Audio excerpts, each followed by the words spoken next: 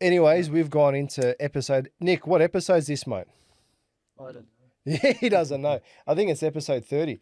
It's been a little while. I've been on break. Couldn't find any guests of value to jump on. No, I shouldn't say that. But now I've got Mr. Simon of Simon Cigars and Whiskey. Like, what's your Simon Cigars and Spirits. Simon Cigars and Spirits. Welcome to the Stodgify podcast, mate. Thank you, bro. Thanks for having me. Yeah, no, that's it. We're going to smoke up some cigars here in Nick's studio, so we'll see how it goes. Fuck, he might give us a cleaning bill, but it's a nice thing. Mate. Actually, I'll let you light up first, and then I like to, while we're talking, you can show me how you go for it. But I found you through Dina. Yeah. So, because she's a nutritionist, she's all into health and all this type of stuff. She goes to me, Daniel, you're smoking. You shouldn't be smoking. Your gene test says you shouldn't be smoking. And I'm like, I just smiled at it like, I'm not going to fucking stop, eh? No, and then she started laughing. She goes, I've got a good friend. I think she's friends with your wife. Yeah. And her husband smokes cigars. So I started following you. And from there, we finally to this point. Although if you want my wallet, I'll give it to you later. You're quite a daunting character. What are you, about 6'7", 6 foot? 6'1". 6'1", and ex MMA boxer, whatever. Yeah, I grew up in the West, bro. Yeah, you had to. Whereabouts? I grew up in Girraween, so like in between Parramatta and Blacktown. Yeah, fair enough. How'd you find it growing up? Yeah, right, man. It's just one of those things. Like at the time, you're none the wiser. So, but you got to learn how to sort of hold your hands and be able to look after yourself. Yeah. And schools are a bit of a rough place and stuff like that. Fair point. It completely different to what you experience now in schools. I believe personally, like back then, if you didn't sort of look after yourself or know how to look after yourself, you could be taken advantage of quite easily. I agree with you. Dudes would try and put it on you or try and put it over you. So, and then I just did it, man, out of fun. I know it's funny you're saying that, fun, because you're getting punched in the head and you're punching someone else in the head and you both get out, hug each other, say, bro, I love you, thanks for that. And it's the only sport that you can really do. Yeah, back in those days, I used to have a couple of fights, but I was a little bitch. Yeah. I was never taught how to fight. Yeah, okay. I remember I used to get bullied and whatnot, and I used to light it for you, bro, whenever you want. Thank you, bro. Sorry. No, it's all right, bro. Yeah, I was never taught anything like that. I did a bit of karate, this and that. And then I remember one day I was saying to my dad, one of my neighbors, the neighbors in the building's bullying me and everything. And one day he finally had enough. He just turns to me and he goes, you know what, son, just fucking turn around and just fucking knock him in the face. Just hit him. Yeah. And I just got a sense of, and then that day we got off the bus and walking home and I was like just wishing for him to say something. I was ready for it. He didn't say shit. I was like, God damn it. God damn it. He felt the aura. He probably did. And I remember that. Fucking Luke Brown, if you're watching this, I would have knocked you. Now I won't. Now there's too many cameras and whatnot around. And it's funny. The times are different. Back in the day when we were younger, there'd be fights and whatnot and altercations. Yeah. You can get away with shit. Now, bro, every other corner, man. Everyone's fucking doing this, bro. Look at this. It's everywhere, bro. It's ridiculous. Yeah. It's crazy. So I had a bad road rage incident and, man, anyway, without going too far into that. No, don't. You get out of the car and there's like 100 phones pointing at you. Yeah. And you just sort of look at the person, look at my daughter in the car, look at my wife, and you just get back in the car and you think, you know what? Yeah, one of those ones, man. You can't. Man, so you've got to be careful in today's day. Absolutely. I mean, I used to have bad road rage as well, man. But then as I just realized, like, fucking, it's not worth it. Bro. It's not worth it, man. It's not worth it. So I just watched how you lit that cigar. So good. We're on the same. You know how I learned how to light cigars? I was watching Davidoff in London. Yeah. They're the Sahakians, man. Gangster, bro. They're badass. And he's like, as he's talking, he's like making love. Like finesse. And he just talks and he's saying how you light it. And he goes, it's sacrilege. It's not right to breathe in the life of the cigar until you've fully lit it up. Yeah. And then when you go to his place to smoke the cigar, he goes, may I please light this cigar for you? And there's just such a moment to it. And oh my God, we got other people like on a Joe Rogan experience just like that, which I do sometimes. Yeah, but it just depends. The thing is, man, it's a whole sensory experience. Like me personally, when I'm talking about cigars, it's like the appearance of it, the feel of it, the aroma of it, Yeah. Then you cut it, and then, you don't want to force the light. You want to take your time lighting it Yeah. and making sure that you enjoy that whole sensory experience. Like we were just talking about earlier, is that this isn't a cigarette.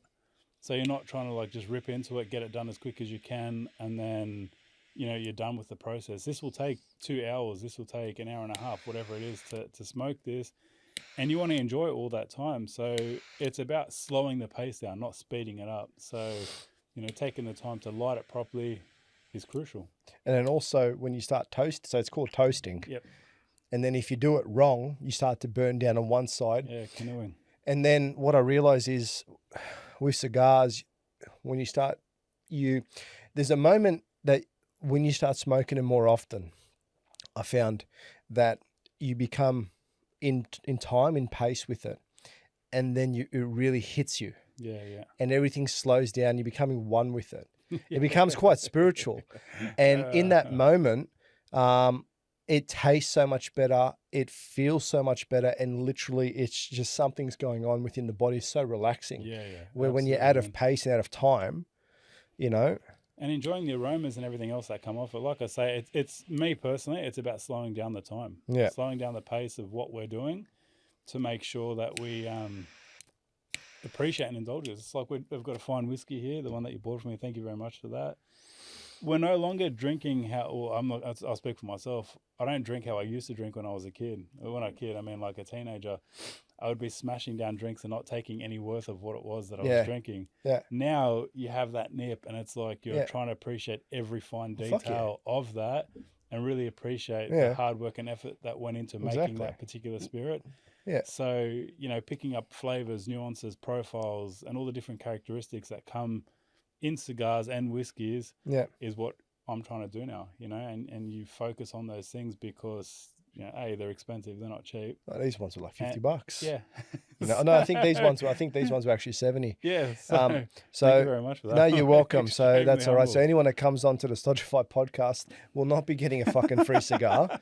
Why? You got to earn it. So if I ask you once to come on, you agree, you will. If I have to chase you, I'm not following up. I'm actually coming to a different, I'm starting to mature, but like this whiskey. But so I got this one here. This was gifted to me. It's like $200-300 in Dan Murphy's. So single malt Miyagikyo. I fucking butchered poor guy's name. And what is it? The single malt from this distillery is built in 1969. So it's a decent sized distillery. So the thing is that I love about Japanese whiskey is that they're perfectionists and it's an art. And there's some particular ones. I just took a nip of this one. It's quite peaty. It's quite strong. Where there's other ones that are quite softer, but I love it, and this one will last me for a long time. You can't smash it. No, you know what I mean. It's definitely not the purpose of why you drink this. This brand is Nika, so up the top there. Yeah, and they make another beautiful bottle which is far less expensive, and it's called Nika from the Barrel. It's like a little square bottle. Oh yeah. And it's absolutely phenomenal, man. And anyone looking to get into Japanese whiskey, that's a really, really good entry point. Oh. That's it. Nika from the Barrel. So you're not just cigars, you're all about spirits as well. So listen, mate, take it away from me. Mate, who are you? Who's your daddy? What does he do? You know what I find interesting is with Arnold Schwarzenegger, it's like he's got one of those most pronounced accents that all you have to do is and you know exactly, man. Poor person. He's probably like, I don't even speak like that. I want to be free. No, so that's why I enjoy it. But you see I'm actually starting to loosen up. I've had a long day at work today. God bless I've actually you, had a long year at this new company. I'm working on this new project. So, this type of stuff actually relaxes me quite a bit. It's good, man. I've been up since 4 o'clock this morning. What do you do? I was at the gym this morning. Okay, I haven't been to the gym in a long time. I was at the gym this morning. I was back home, had a shower, and then went to church. And then from there, went home, dropped my kids off, and then I was up at Singleton picking up an excavator. Oh yeah, and then bringing it back to Sydney. So is that what do you do for work? I'm a builder. I was going to say this guy doesn't want to answer what he's doing, bro. No. He's like, I'm not fucking dodging. You're a builder. Fucking Levos. Yeah, that's exactly, bro. He's like, I dabble in this, I dabble in that. Cuz don't worry, bro. A bit of this and that. No, so I've been in the industry for like 25 years. Yeah. So I started as a plumber, and then just as life progressed, it just got really hectic trying to continue as a plumber, because obviously you're someone else's you're at someone else's beck and call. If a builder calls you and says, I need you here, you need to go there. You don't have the opportunities or you can't pick and choose when you want to come. They'll dictate to you. So I sort of furthered my education, then went into, got my accreditations for carpentry, and then ended up getting my accreditations to become a builder. So I've got 3 of the major trade licenses now over the last 25 years. And that's what I do, man. I sort of push more into commercial space. No? Trying to do some government works now. Fuck, these sound like a typical Lebo. So yeah. Trying to push in, bro. Like, be legit, cuz. You don't talk like that. I'm just talking like every other Lebo I went to school with in Hersel Public, you know. No, definitely not. I swear to God, I'm legit, bro. I don't sound like I'm fresh off the boat. You sound like a professional Lebanese businessman. Oh, you know. I try my best. I mean, it's it's one of those things, man. I grew up where I grew up. We were just sort of very multicultural, man, like Blacktown sort of area. Could be, Asians, Indians, Aussies, Lebos, Egyptians, like everyone, man. Just a mix. That's important. Fish. So it was so good, man, so good. But so that's where I grew up. I grew up around Girraween, Blacktown sort of areas, Marryong. Over the last 20-something years. And then as I sort of started getting older, I moved into like Kings Langley, around those sorts of areas. So you went to a nice area, to the hills, mate. Area. Bit of a bigger block, bigger area, bigger house. How big's your block? 700 and... That's a decent size. 750 square meters. All the new developments, man, they're 300-400 squares. Some are 250. Like I live in the mountains. It's I'm on 2,500. Oh wow! So that's beautiful. Not to compare block sizes or anything like that, mate. That's all right. How you use it. There's a lot of work involved in this block, mate. A lot of mowing, all right. And but I'm just so surprised at where everything's going as well with the block size and stuff. And they're just jamming people into these small backyards. Like the kids can't play cricket in the backyard anymore. Man. No way. And that was one of the biggest turning points. Like. Back in 2019 or 2020 when C happened, COVID. Yeah, we can talk about. I was swearing at TikTok the other day, mate. My videos, the views didn't get much. I was telling TikTok to get fucked, all this stuff. I was unhinged, mate. Too much alcohol, so I'm a new person. I can't do it anymore. So that's why you're drinking vodka out of a water bottle. Yeah, today. Exactly. So the thing is, my PR, the team, they said, no, you got to calm down, bro. You want to be famous, you can't say this stuff. Okay. So I'm being upfront that I feel like I'm a female and I will be transitioning. I expect the millions of views to come through. I don't give a fuck. That's the only way to get it these days, I guess. Yeah, that's exactly. I don't give a fuck anymore. This is who I am, bro. But if I go to Hollywood, no worries. Whatever it takes. But yeah, bro, my first house that I built was in 2020. I was in like Schofield's area. Man, we're on 250 square meters, like tiny block. Man. You gotta get fucking 6 stories to get like a couple of bedrooms. God, the worst thing is like you go to the bathroom or you go to have a shower, you have to like close the window so no one can like peer in because everyone's like built on top of each other. You know what I mean? That's too much, man. Disgusting, man. And you got all these smart meters everywhere. You got so much of this Bluetooth, all this stuff that. Everyone's on top of each other. It was horrendous, man. I'll never forget. My daughter was sick. I had to get her to hospital one day, and I'm trying to cut through the traffic from Schofields to get to fucking Randwick out of all the places. Man, that's where we take her. Okay. Yeah, Randwick Children's. Man, there was like they're building block a unit here, block of units there, houses on top of each other. And I'm just like, remember just getting out of my street. I looked at my wife. I said, call the real estate agent. We're selling the house. I said, I'm getting out of here, man. I can't handle this shit. Yeah, fair enough, man. All. It was just, man, I guess they call it affordable housing. It's not affordable housing, man.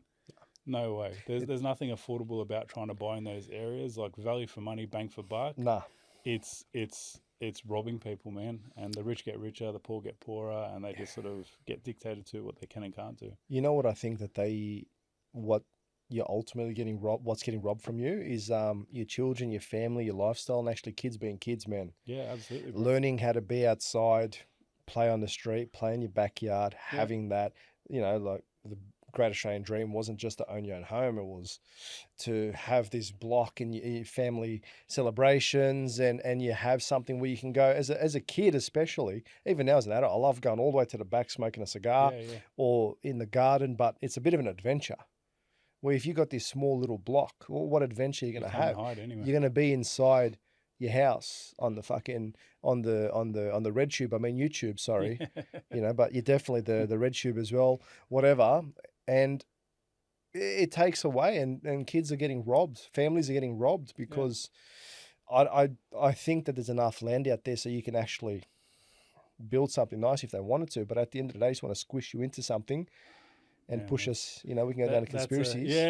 15-minute cities. Shit. Yeah, we were talking. I had a long drive up to Singleton today with a good friend of mine, Mark, and it's funny because we were talking about those 15-minute cities and about how they're pushing. And man, unfortunately, it's like the reality is there. People will call you conspiracy theorists and whatnot, but look at Marsden Park, look at Schofield. Yep.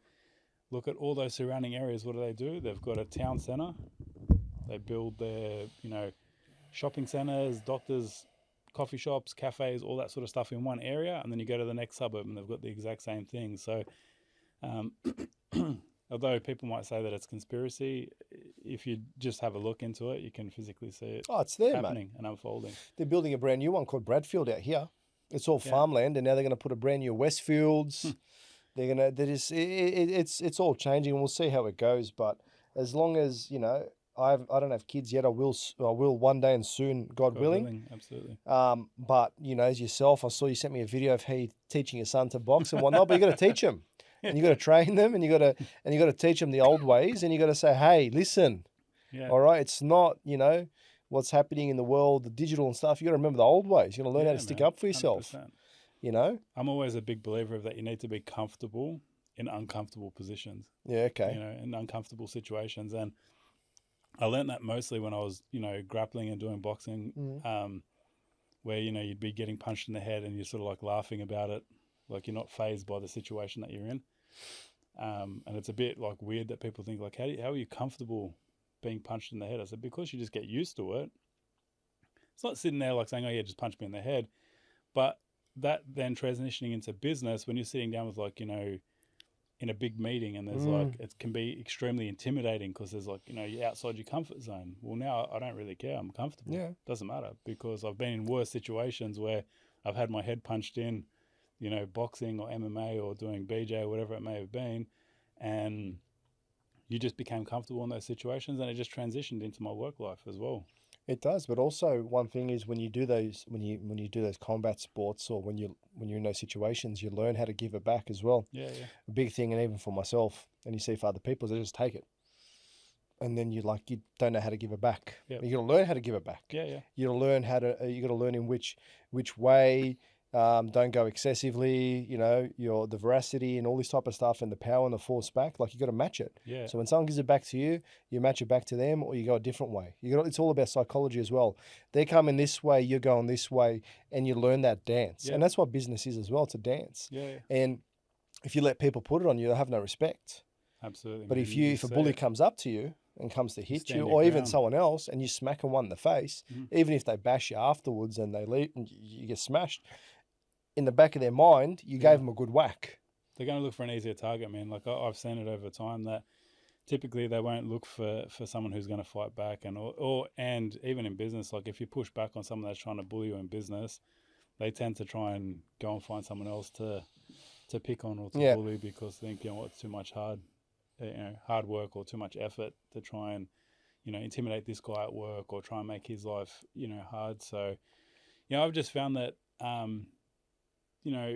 And also being in control where you don't let your emotions, from learning those martial arts, not letting your emotions get the better of you. Yeah. And the same sort of thing, like when you're on site, for instance, if I'm working with a bunch of dudes, I'm not screaming. And the boys are like, man, you're always smiling. You're always like laughing. I said, I said, because, like for what? What are we going to scream? I'm there's no need for us to go down that route. Yeah. I'm in control of my emotions. I don't need to be screaming and carrying on and trying to... You're probably flexing a bit. Yeah. You're probably flexing. This is a loose shirt. I usually wear of my son's. Bro, I'm just looking at the size of that cigar in your hands there, bro. You look like you could strangle a child with those hands. Look at them, bro. All right? So that's fair enough. But that's a big thing. And even for me, man, at work, like I'm coming to a point now where I'm learning how to deal with my emotions. Like going for the first things, people being hard on you, shedding a tear, when I'm by myself or being frustrated. But now learning, like sometimes when I go a bit too much and realizing, wait a second, I'm frustrated. Yeah. And I'm letting it out on the team. They pull it back. It's not their fault. And so I'm going through that emotional intelligence now. No one really taught me that. I didn't. My dad never really taught me. He was a silent father. My mum didn't really know how to, and there was no other type of role models too. But now I can see, watching a bit of Sopranos, this and that. Yeah.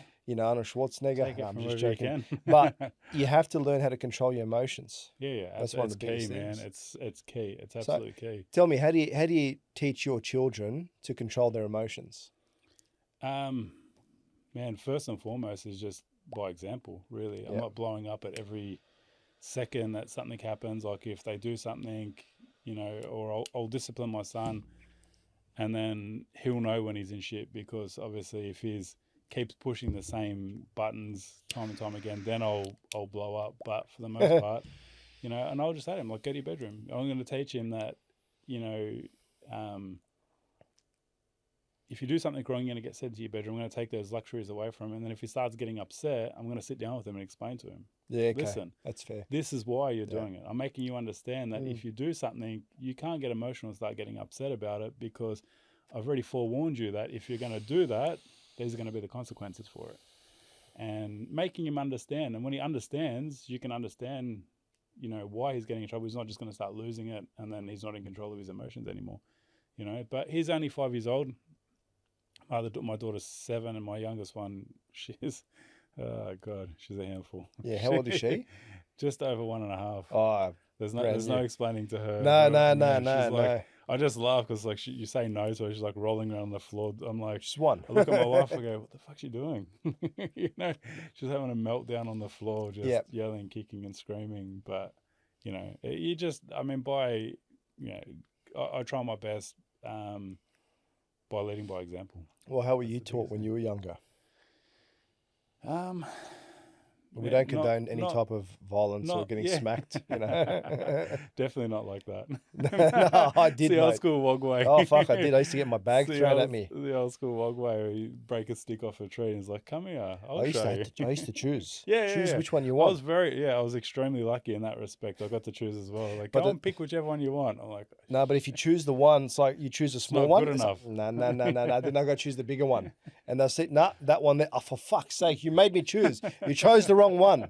You could have chose that one. You didn't read my mind. That was the one that I wanted, not that one. That's it. Now you're going for that one, but that's the tree trunk. That's it. Okay. Fucking rip it out. Get the chainsaw out." I used to get my dad used to do these ones to me. Stand in front of him. Fuck, I remember. Stand in front like this, and then he's there. He's waiting, and you're shaking, and he just like that, and then you flinch. It's an extra one, and then we used to fucking slap him. They used to hurt, and then I used to I used to get the bloody wooden spoon. The spatula. Yeah, all that. I remember once I was on a plane, I upset my mum. She slapped me on my arm. And then she's after a minute, she turned, she started rubbing my arm.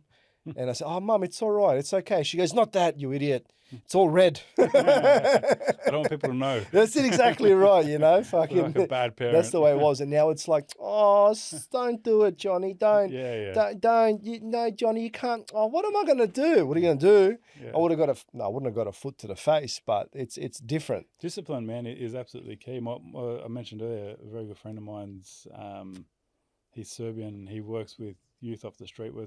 I can't tell you his job because I'll probably get in trouble. But no, we don't know. He works with a lot of troubled youth, and he says to me, man, he's like, honestly, bro, he goes, the biggest issue is discipline. They lack discipline from an early age. They just think they can do whatever they want, say whatever they want, and no one's there to correct them on that. Unfortunately, it's leading us to a really bad place. So, the cops are going to have their hands extremely busy chasing kids that haven't been disciplined. Yeah. You know what I mean? Like, you see a lot of the stuff that's happening nowadays. Kids aren't being dealt with properly at home. I'm not saying you have to go and bash them or no. But you have to let them know, like, explain to them what's going on. This gentle parenting doesn't work, man. Doesn't work at all. I believe it doesn't work. I mean, other people might be a lot more educated than I am and say, oh yeah, 100% it works, but no chance, man. Especially not, I mean, put it this way, if you're growing up in the western suburbs of Sydney, yeah, and you come from a pretty, hard area, you need to be hard on your kids and make sure they understand right from wrong, because you can get misled very, very easily in these sorts of areas. And you can go down the wrong path as well. One of the biggest things I found is your parents got to show you love. Mhm. You got to show your kids love. You got to show everyone that you're in contact with love. You know, I got to be careful. Sometimes I might get arrested with how much love I show. So, but one thing is now it's sort of I don't want to let my parents down because they did show me that. And then it's a matter of respect as well. Yeah, absolutely. And I find that even now, let's say for example, I manage 8 other people. One of them in particular, I sometimes go a bit hard on him, but what I found is that sort of like you show them the appreciation, you show them this love, as much as you can in the workplace, I guess. And then when it's time to actually be hard, you can. So you've earned that right. Yeah, yeah. You can't be just like a tyrannical manager or a tyrannical parent all the time. You show them like probably 80% of the time, 90% of the time, pure love. Yeah. Well, you show them 100% of the time pure love because even when you discipline them, It's for their better good. it is. For their, but it's sort of beautiful. But then when dad's pissed off or mum's pissed off and like you've done something wrong, you need to know about it. Oh, fuck, I did something wrong. Yeah, absolutely. You know? So how can you discipline when it's like, oh, don't do that. No, you can't do that. That's using the same tone as I love you. You can't. It sends mixed signals, man. Yeah, it does. They need to understand when they're being naughty or when they're being good. But yeah, I mean, it's extremely hard. There's no right or wrong way. You just you just got to keep going and see what works for you. I can't wait to be a parent, man. Can't wait. Say goodbye to sleep. Oh, fair enough, man. Well, you don't sleep? No. No. I just told you I was up at 4 o'clock going to the gym. All right, 4 o'clock, bro. Most Lebanese builders said they're going to go sell bags or they're going to go pick up bulk of bags or something for the job site. Which one are you choosing, bro? I hear my kids wake up. They'll be like tossing and turning. I'll wake up, jump up, go check them, look at something like, 4 o'clock. I'll just go to the gym. Bro, I'll give them a nip of whiskey. Go back to bed. Go back to bed. Because I don't know, like Nick's, what time's your little one wake up, Nick, in the morning? 6 o'clock. But when they were younger, they will sleep until about 7, 8, 9, 10? Yeah. 6:30. 6:37? Fuck. The missus is going to hate that one, but she sleeps till 10. I'll be like, this is your job. Go feed the kid, bro. No chance. All right? Nah. No chance, bro. They're going to come in. You get a big... It's not what do you mean, bro? When they're like 6 months old, they should be screaming shit everywhere. Yeah, fair enough. That's me now. But so pretty much, and you can see if these cigars as well. So I liked, what do you call this? The way it's ashing. That it's just I call it dollar bills or not dollar bills. A stack of dimes. You can see all the rings around it. Yeah. Yeah. So they're just showing the construction of it. Yeah. It's a bit flaky, which means a little bit loose. Yeah, I've noticed that. It's still burning really well. The burn on this one's a little bit wonky, but yeah, man, I hate to say it, Cuban cigars, of course they're so sought after around the world, the production of them isn't on point like some of the other brands around the world because these are so highly sought after. So they've got to try and produce stupid amounts of Cubans. But here's the thing for you. They're fucking consistent. They are. They're the consistent. Flavor, and even the flavor of a Cuban, man, like, and I always say this, I've got a good collection of Cuban cigars as well. The aroma that comes off Cuban cigars by far superior than any other, Dominican or Nicaraguan or anything else. I gotcha. The aroma that comes off this unlit is just freaking phenomenal, man. Yeah. Even takes me back to when I first walked into a Humidor at Sydney Airport. I'd never smoked a cigar before, and I was like, oh, man, what the hell is that? It was just like incredible. Take me to that. So how long have you been smoking cigars for? 2017. I started. It's funny that I'm actually holding this stick. Yeah. Because this is actually one of the first cigars that I ever smoked. There you go, bro. It's so meant to be. Literally, it's God talking to us. I swear you to shall man, smoke. This is so funny because this is the Huey de Monterey Epicure #2 was one of the first sticks that I ever smoked. Well, so I was meant to, sorry, I didn't mean to cut you off, but I was meant to get another one. Yeah. Another one of my favorites is a Colombia brand. But she couldn't find it. So just give me this one. And then there you go, mate. So it's lovely. These are phenomenal. Like anyone looking to experience a cigar or even a Cuban cigar, this is extremely, extremely approachable. Like extremely. Oh, it tastes amazing. It's not offensive. Like it's not too full bodied. There'll be other sticks that will sort of rock you, blow your head off. Just with the nicotine content, these are super approachable. These are really, really good. And that's why I was initially, when I was looking to get cigars, they recommended me to try one of these. And Who that did? was Who just- recommended you? It was a girl in Sydney Airport. So in Yeah. one of the people inside the cigar, the humidor there. I bought a box of these, a box of Monte Cristo number 2s, I Yeah, they're think, nice. and a box of a 10 box of Romeo Wild Churchills. So Oh, three yeah. staple brands, like Yeah. they're three staple brands. That was in 2017. That humidor's not there So- anymore. No, I know. Yeah. I go to people when they come back. It's like, oh, you go on holidays, bring me back cigars. They all know cigars. If they Yeah. bring me back one, like Anup, he brought me back. I said to him, you go in Thailand, bring me back. He brought me back. I think it was like a 3-pack. I said, bro, minimum 20. What are you doing? Strap them to your body. Just I fucking don't minimum care 20, bro. He goes, what it is. the money. I said, what money? I'll transfer you, bro. I want cigars because there's a Yeah. particular brand called Vini Fega or something like that in Thailand that I get, and mate, they're delicious. Yeah, okay, wow. Absolutely delicious. I say, just fucking bring me cigars. Yeah, yeah. You know, only my mum, God bless her, she brought it back a decent amount. You know, so no, we don't condone any type of No. tax evasion here No, not at because all. it's $1,800 per kilo tax. Yeah. So it is quite expensive for things to come into Australia. But when you go overseas, all these cigarettes are literally half the price than man, what here. it's crazy what you're paying for this as opposed to what you're paying for it here. And that's why I have a lot of people hit me up. They're like, oh, I looked in the US and it's like a quarter of the price. I'm like, Yeah. pay for freight, pay for taxes, pay for everything Yeah. else that comes with it, and you'll soon work out, what it's worth. But Mm. so yeah, 2017, man, I flew over to. That was when I got married, so it was my honeymoon.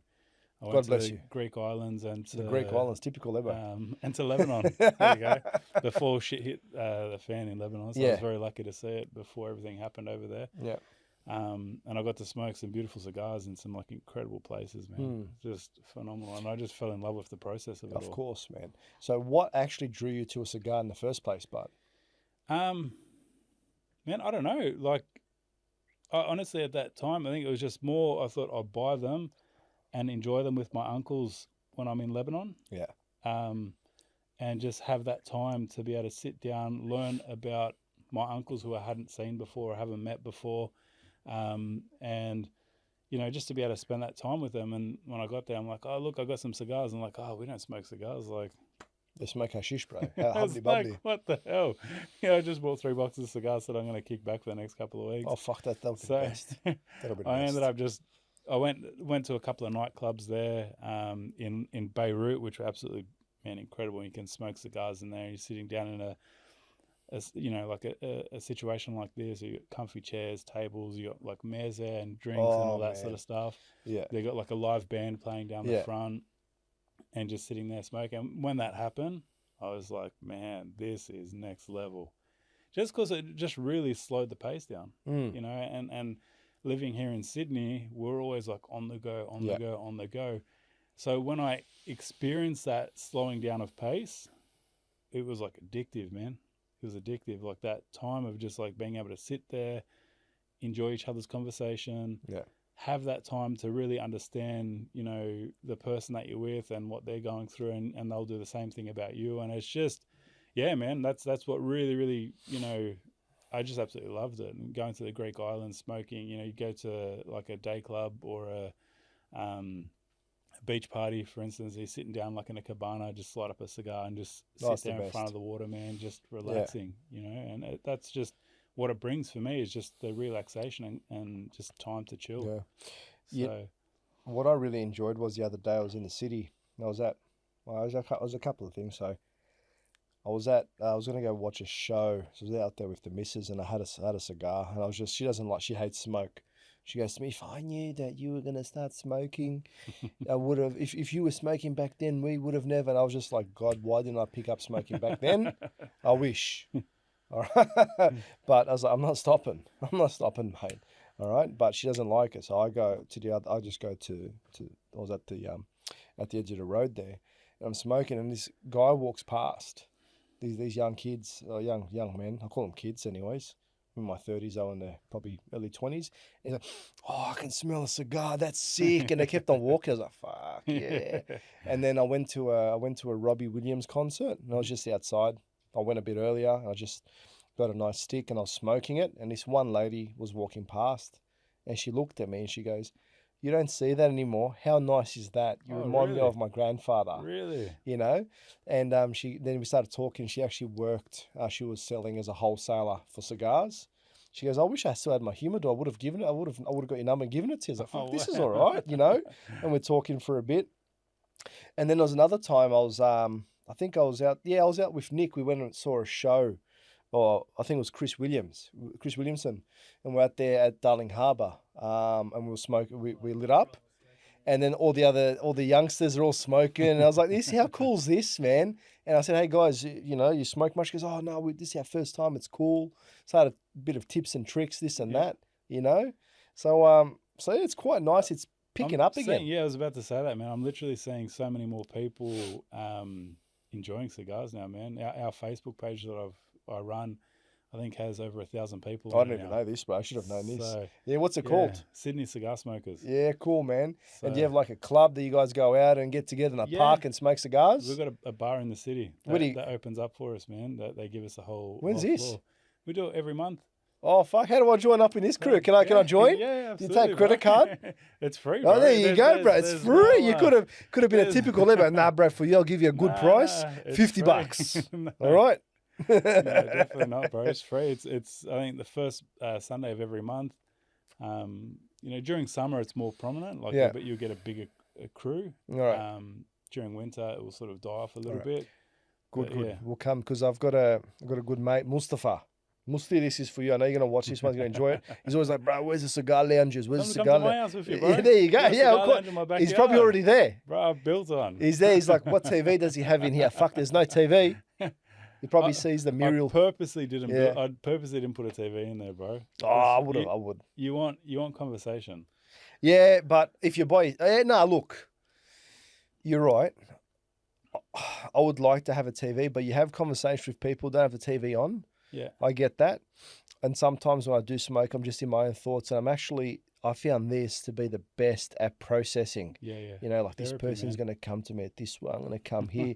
I'm going to make him an offer he can't refuse, you know? Roundhouse kick. Oh, that, okay. Yeah, no. I'm not like that, bro. But it's sort of like, soprano styles. Because that's what got me into cigars. So what was it? I was a couple of years, 2020? Yeah. 20 sometime, I can't remember. I said, I was like, Rockefellers, Bilderbergs, all these rich people, they smoke cigars. Yeah. Peasants smoke cigarettes. These guys are all smoking cigars, live until they're 90 years old. What's going on here? Sylvester Stallone, Schwarzenegger, Jean-Claude Van Damme, all these hard people. Yeah, bro. Sopranos. I was like, fuck this, I'm going to give it a go. So I went and bought my first cigars. I went and bought them off a website. Do you remember what they were? Oh, one of them was Bolivia. Okay. It was a pack. I'll have to probably go through my emails. Yeah. It was a couple of them. And bro, you're gonna listen to this. I had no idea how to. I read how to clip them, how to light them. Okay, and I was smoking them. It was a bit hard in the beginning, but I was like, I can get into this. But I would never finish a whole stick. So I had no idea how to put it out. So you're gonna cringe when you hear this. I was like outside. I was trying to just like rub out the ash a little bit like that till it goes out, and just thinking that was the way. I was like, fuck, I don't know how to do this. Yeah. And then I was talking to my mum. She went to Serbia, and my uncle, who also smoked cigarettes his whole life, he's got some, he's a bit of a diplomat, so he's got some high friends there always smoking cigars, so he buys them and he smokes them himself. Yep. Very slow speaker, very elegant. And we're talking on the phone. He goes, "Oh, he's smoking tompos, which is cigar." And I said, "Yeah." He goes, "All right." He goes, "Don't smoke a whole one. It's not good for you. Don't smoke the whole one. It's too much." So what you do? I said, "Well, what do I do? How do I put it out?" He goes, "You get it and you clip it.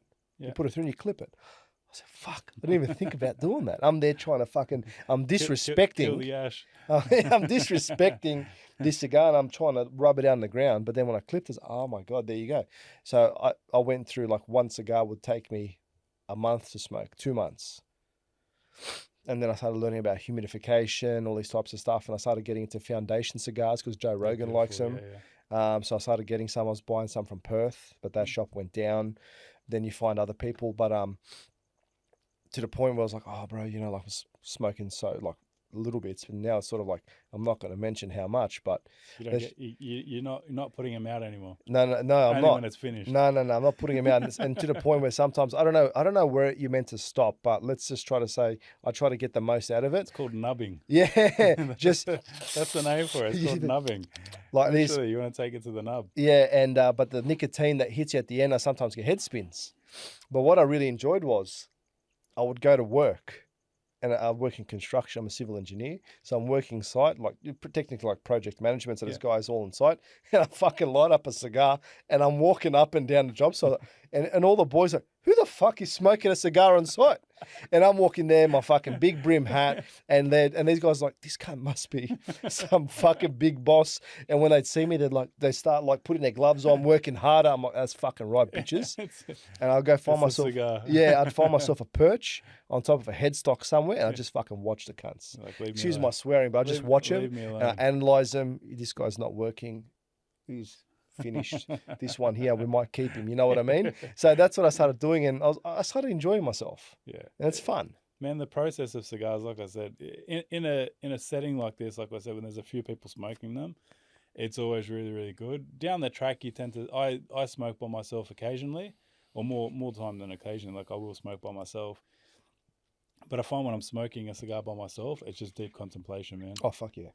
Honestly, like I just have, like I'll even put on a meditation or whatever it may be and just have like deep thoughts, man. I'm just like, shit, that's powerful. It just relaxes you.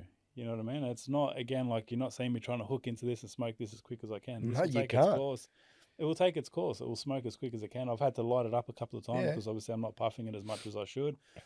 And then once you start looking into cigars, it becomes like there's a science behind it, like you're saying about humidification, how to store them, how not to store them. A lot of the old wogs would go and say, "Oh, put them in the fridge." I'm like, no, that's the worst thing you could do. Yeah. It draws all the moisture out of the cigar. You might as well roll newspaper up and smoke it. It's disgusting, man. You know, you got to put them in a humidor, and that's the next level. When you first get them, you get a Boveda pack, put them in like I was keeping them inside a Tupperware container with a Boveda pack. Still works. That's completely fine, man. That's a really good way. Or to even keep an them. esky. Yeah. You know, but you got to air it out. But next level, you put it inside a wooden humidor. It breathes. Yep. So it adds another element to it. Or I've got a proper humidor which I bought from that not kebab shop, that cigar shop I was telling you about. But the thing is, there's one problem with it. They can't store that many. That's always a problem. I've got a couple of boxes of a couple of eskies now, which are my overflows. Oh man, this is bro. I've got 80-liter eskies that are overflow because the two fridges I got to completely. This guy's full. not just a builder, bro. This guy's doing something else. He's in the cigar trade. It's my wife's like, more cigars. I'm like, babe, I'm not at the pub. I just ashed all over myself. That's the best way to keep your ashtray clean. Yeah, exactly, mate. Yeah, fair enough. Yeah, that's cigars, man. I absolutely enjoy it. So what's going on with you in the cigars at the moment? So like you smoke them and you got this group. Tell me about this Sydney Cigars, mate.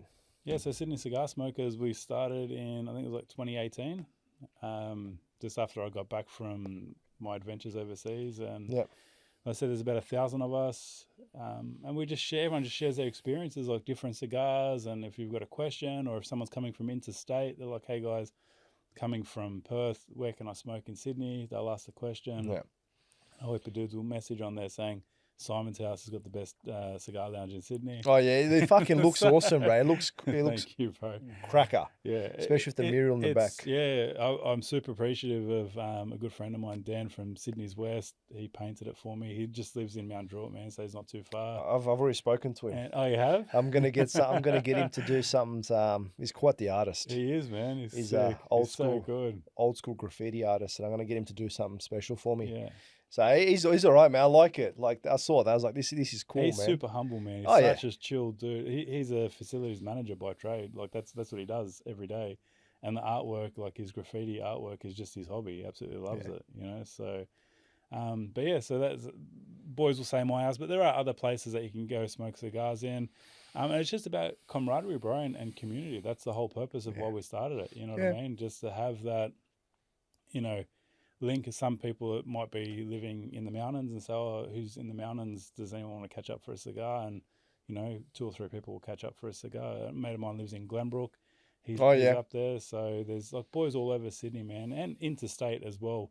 that now jump on the page and just sort of, you know, post photos of their cigars, what they're enjoying. They'll do a bit of a review, and it's just a bit of fun, really. That's, you know, that's the extent of it. So we forbid any kind of sales or anything on there, because some other forums get too involved in that, and we're just more about the camaraderie, man. We don't want to know about, you know, any of that sort of crap. Like, just come on here, worry about enjoying a cigar, what you're doing, what you're drinking, what you're smoking, and then, you know, that's the extent of it. So what do you find men smoking cigars? What do you find the conversation? What are they starting to talk about? Man. What do you think starts to come out? Bro, everything. It's so funny. Fucking Trump and I was Biden laughing. politics. I was laughing because one of the boys came over as one of the whiskey boys, Jim, if you watch this, I'm talking about you. He came over and we started, the conversation started, man, I think it was like politics, and ended up with like conspiracies and aliens and shit like that. Get him on, bro. I love to get him on, man. It was just a conversation. Like, it just started like really basic, and then it ended up like, here we're talking about, you know, being, you know, people being possessed and all sorts of like crazy shit, man. It just, the topics that flow from a cigar, and that's what I say to you, like when people say to me, oh, why don't you have a TV in here? I'm like, because the conversation is so entertaining. Yeah. You know, and really, if I want to watch something, I've got my phone. I can watch my phone, or I've got my computer screens in there too, so I can watch them. But I mean, for the most part, I just want to enjoy people's company, you know, and really get to learn about them. So it's always, you know, add a nice whiskey and a cigar, and mate, it's you know, respectful conversation. Like, you can have, you know, difference of opinion, of course, man. But as long as we do it respectfully, you know, some people might believe a certain thing, someone else might, you know, believe something completely different. But we tend to find that people do it respectfully. You know, they're not going to get up and deck each other because they're upset that, oh, I said this or he said that, and you know. No, you can't, especially disrespecting the actual art of smoking a cigar as well. Yeah. Because let's say these ones here, so they cost $70. That's a decent amount of money. Absolutely, man. It's not a small amount of dollars. No. So sometimes you go on and you're getting sticks at $100, $200, $300, $500, like the Cohiba Behekis. I've never had one. Have you ever had one of those? Who's asking? Sorry, me. I'm asking. Nah, they're 49. He bought them on sale. So these ones here, I wouldn't mind trying one because I heard that they're like fucking top notch. But you're smoking that, so you have to honor and respect that aspect of it. And also, these are handmade. Yeah, man. Someone put their love into this. I think they say like 400 or 500 sets of hands have touched this cigar before we've actually What, a customs? enjoy it. Yeah. I'm sure they haven't touched it, they've inserted it. No. I just imagine being a customs officer, man. If I was in customs, I'd look at it and go, just let it go through, bro. What do you think all the Lebos are in there? Yeah? In customs. Bro, they haven't let me off every single time, bro. No, they're not worried about letting you off. Like, oh, cigars, yeah, no, you can't take those. No, that's it. It's like, where'd it go? Where'd it go? What are you talking about? For sure, I'm like, surely that one box, one order they've done will go through, that they wouldn't miss it, bro. They don't miss anything. And you get it and you think, all right, it's reached there, it's going to hit, it's going to get delivered. Nah, bro, it's stuck in cast. For fuck's sake. Yeah, man. I can tell you a horror story, bro. I ordered some Cuban cigars from overseas. Mm-hmm. And this is when I was just sort of getting into cigars, and they were fake Cubans.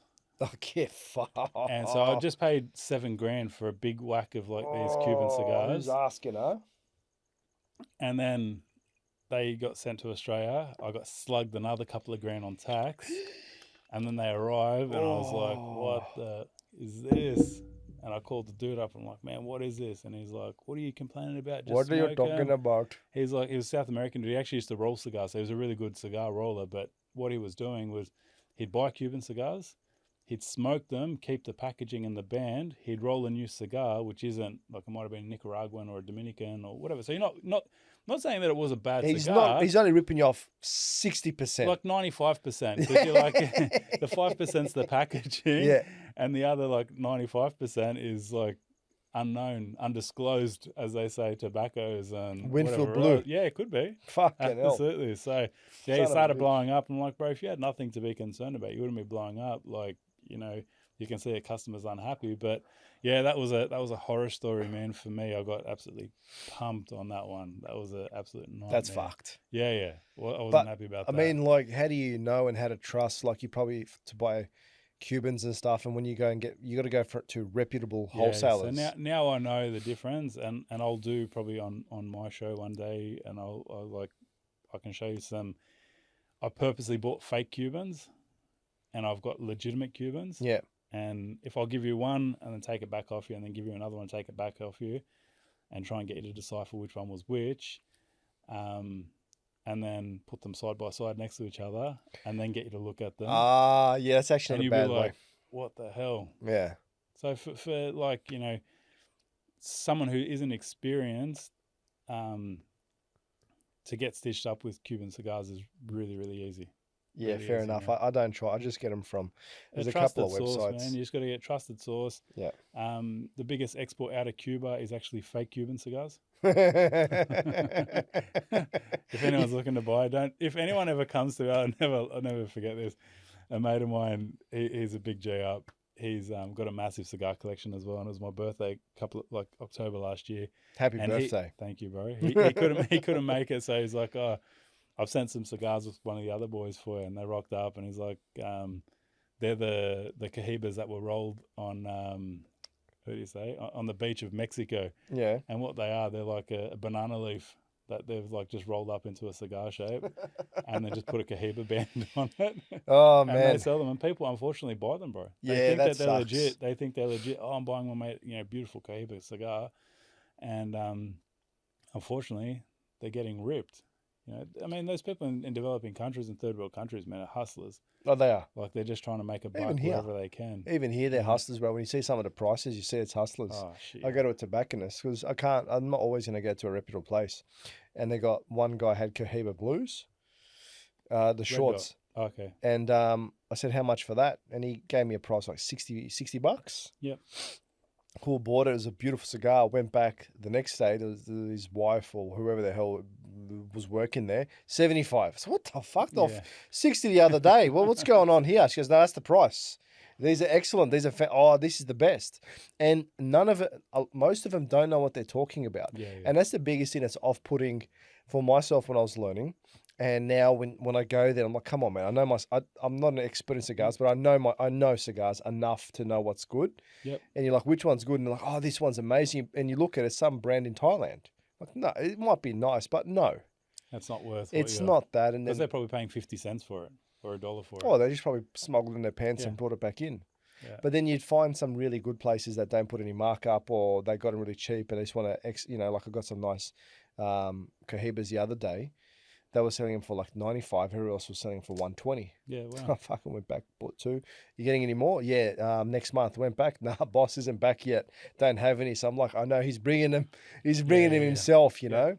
So I have to go back and find that place because, like, for me, my favorite would have to be like, I can't beat a Cohiba. Yeah. They're fantastic. But if I was like, I'll ask you in a moment, like your favorite. But for me, since I'm doing all the talking here, my favorite, I love Davidoff's. But I find that there's a bit of a resin that comes out of them at the back if you smoke them a okay. bit too fast compared to other ones. And there's this benzene taste that comes out of it. But ultimately, if I have to settle for something, it'd be Cohiba, or I'd go for a Monte Cristo. Yeah. You can't go wrong with any of those No, things. They're no. all friggin' super premium. Yeah. They're I was just very fortunate when I bought some of my collection. I bought it when they weren't astronomical Yeah. in price, so Yeah. I was able to get some of the boxes of the Behekis, Oh, man. 52s, 54s. Yeah. I've got some 56s. Hopefully soon to acquire some of the 58s. Just edit that section out, bro, just in case my wife sees that. How much would you resell them for, bro? What are we talking about? How much per cigar? I mean, the 52s would be anywhere in the vicinity of, say, like $500 or $600. That stick must be like this, bro. Fuck, but they're tasty. They are, man. They're so the first one I smoked, I was like, man, I couldn't justify spending the money on it. And this was a couple of years ago. I think I paid $290 for it. Oh, bro, the price.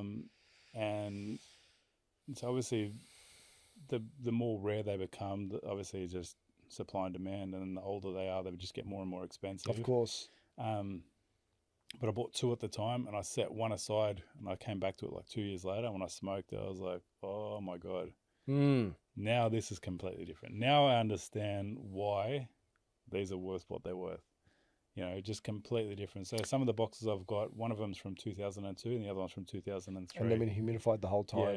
Yeah. So then I find that the longer they stay, not like I've fucking had them in my humidor for that long, but I find that, and you can revive a cigar in a humidor too, you know, as long as it hasn't lost all of its oils. But yeah, the longer they stay in the humidor, it's like fine wine, man. bro, It's like just fine it wine. hits it. And sometimes what I found was there's this one particular place in Melbourne, Alexander's, yeah. pretty expensive. They've been around forever, man. They have. They've been I around found forever. that they're a bit more expensive than others, but I went in there, fantastic shop. I understand the price. Yeah. Go in there, the color of their cigars compared to where you go elsewhere. Yeah. And the smell, I was like, yeah, right. So I bought a couple. I bought some Trinidads for the first time. Oh, man. I got Trinidad shorts. I think I smoked about 5 on the way back to my old man's place. You know, I was just, bro, the taste, you can't explain it. It's just, I had a bloody awesome cappuccino from this Korean fucking cafe. And then I'm driving back and I'm just, they were just hitting the spot so good because they were just humidified, just excellent. Perfect, man. And the color on them was amazing. So yeah, Trinidad is so when you're talking about Trinidad and Cohiba, yeah, they're the pinnacle of Cuban cigars. When the Habanos SA were trying to pitch their branding to China, they really fluffed those two brands up to make them really, really sort of appealing. And that's their flagship cigars now. It's Trinidad and Cohiba. So I haven't tried a full stick of Trinidad, just the shorts. I would love to. Come past. Yeah, it's happening, bro. I'll be there every single day. You come home from work, I'm there. Come past. You know, so your wife is she's Lebanese as well. Yeah. So there'll be hummus, falafel, there'll be fattoush, everything on the I'll table. let her know. I'm eating and smoking. This guy's, what the fuck? It's like, who invited you, bro? The door was open, cuz. My son will be sitting there chewing your ear off. Yeah, no, I don't mind, bro. I don't know. I'm all right with kids. It's like, does he sit around with you as well inside while you smoke, or do you keep that? I only smoke sticks. Like that's even tonight when I said to you I'll come out, I said it's like after a certain time because I tend to get them settled. You have to, because otherwise I can't relax. I physically can't relax. Like how can I sit down and enjoy a stick if my kids are screaming, my wife's screaming? No, you and can't. Like shit's hitting the fan. You know, like it's going to be the worst thing for me. So timing is absolute optimal. I tend to I got my own little space, like I said, and.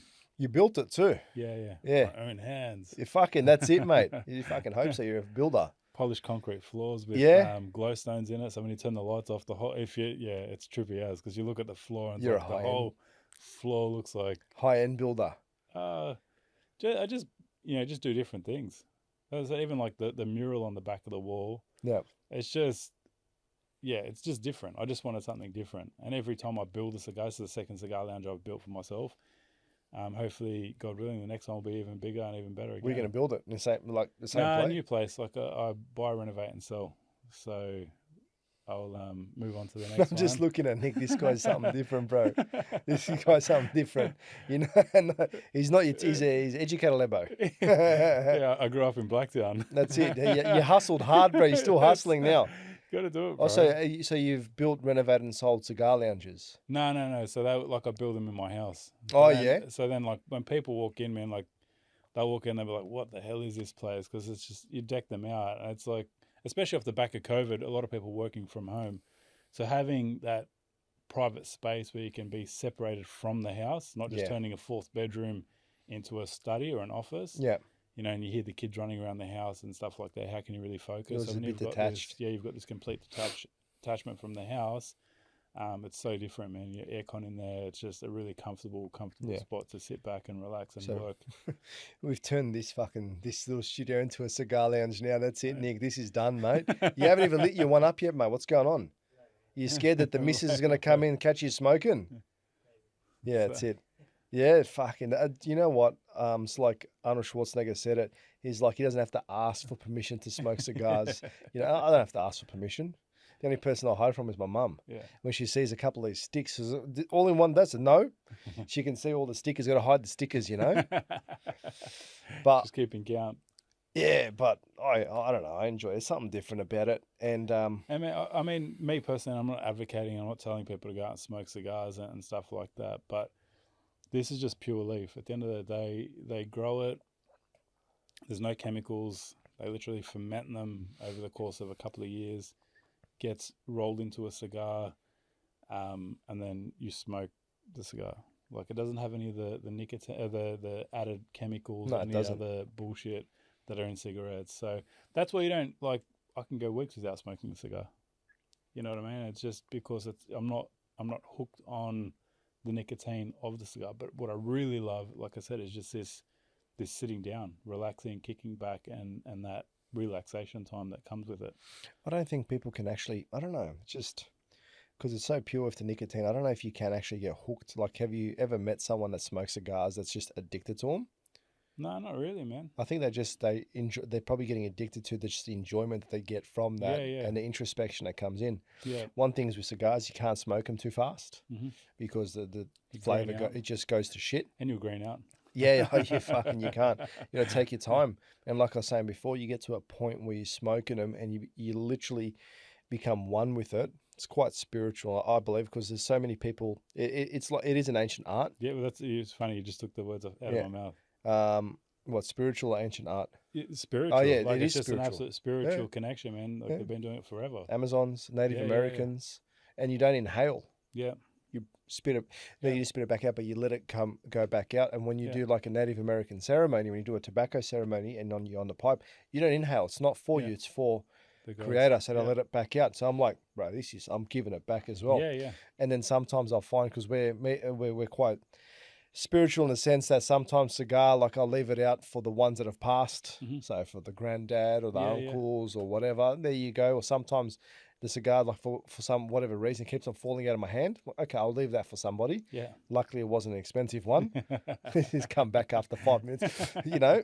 So no, it's definitely added. I say that it's added value to my life. Yeah. And it's quite enjoyable. But so what's next with your cigar thing? Where do you want to take this thing?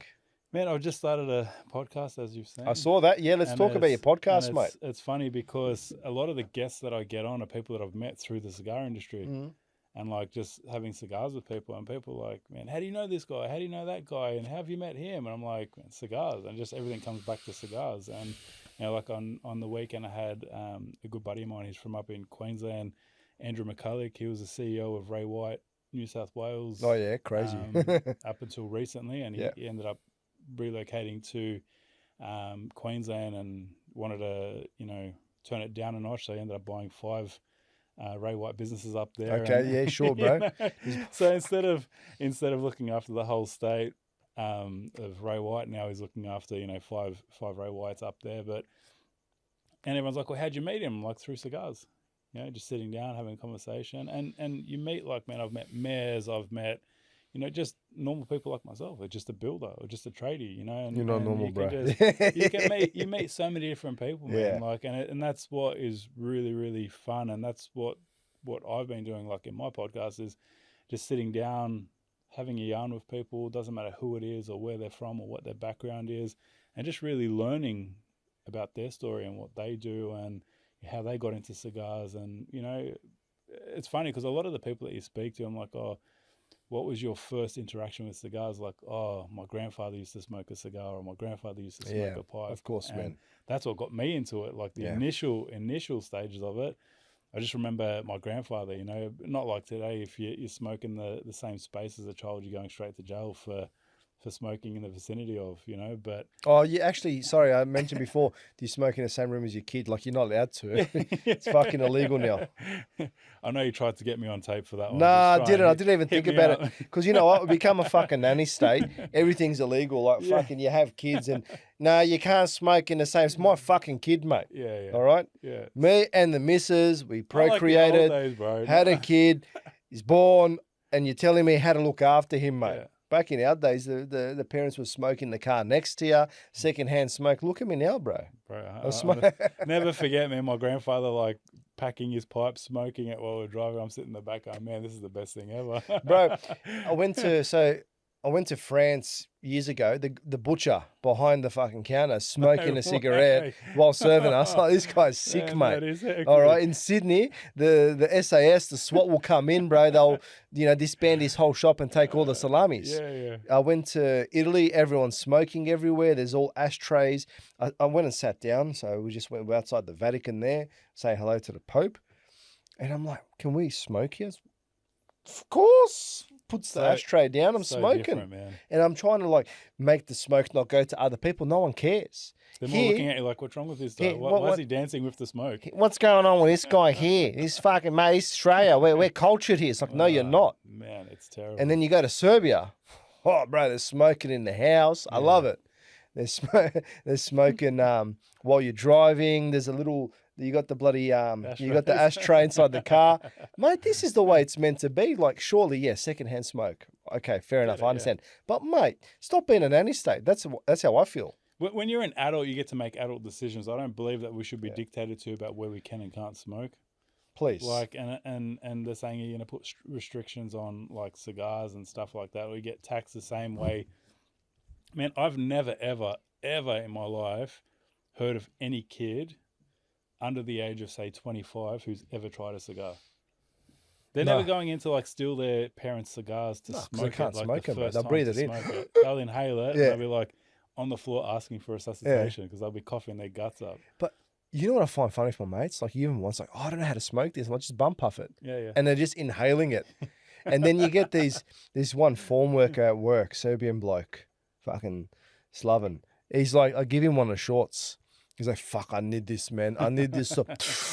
Oh, and he's just breathing it. He's like, oh, this is so good. I'm like, this guy's going to die, bro. He's like waking up drinking rakia straight from the bottle, bro. That's what they, and they just start working. Sticks and just that's the best. That's the best. We come to this point where we're going to tell people like what's right and wrong. Oh, come on, please. That's my thoughts. Fucking shut me down. I'm 100%, man, with you. Honestly, that it's a big issue in a lot of places, bro, where telling, what you can and can't do. When you're an adult, man, I believe you get to make your adult decisions. Whether they're right or wrong, you'll be held accountable for it. Yep. But, the most important thing is that you get to make those decisions and choices yourself. And, there's, without being political, there's children who are being given certain powers to make decisions at a very, very young age. Ridiculous, mate. And you're saying that an adult who's informed, can't make the decision for themselves. It's blasphemy, mate. It's wrong. It shouldn't crazy, be. And I don't want to go down that path, but that's just my belief as well on that. It's sad. Like, we can drink and like even advertising tobacco, you can't advertise tobacco. I'm like, the last time, I've never heard of anyone going on a tobacco fueled rage and killing people and all sorts of stuff. It'll probably make you think a bit better. Nicotine's a stimulant. Make you relax. That's it. I wake up with a heart on in the morning, mate. I actually get testosterone. The erections are working. Call the missus. Hey, he's had a cigar. Let's go. It's like you stink like shit. Get away exactly. from me. But I don't care. Look, it's rock. Come on. No, you're right about that. Yeah, but alcohol, advertising alcohol and fueling that and fueling people's unfortunately, people get abusive. They do all sorts of stupid shit on alcohol. But, I mean, that's you're going down a political path, man. It's something that we'll never ever be able to change, unfortunately. No. I think it's too far gone now. Yeah. But, and that's why I built the cigar lounge at my house, because it's, when it's freezing cold in the middle of winter, I want to smoke inside. Do you have a fireplace as well?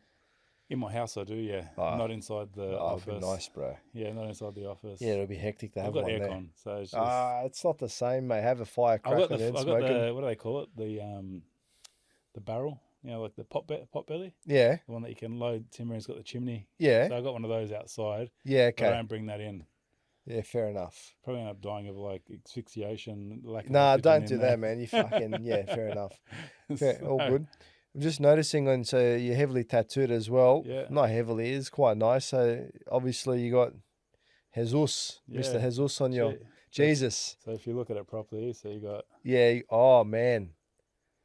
Yeah, you got three faces. So explain that to me, please. We used to own a tattoo parlor in Crow's Nest. You're definitely not the average Lebo.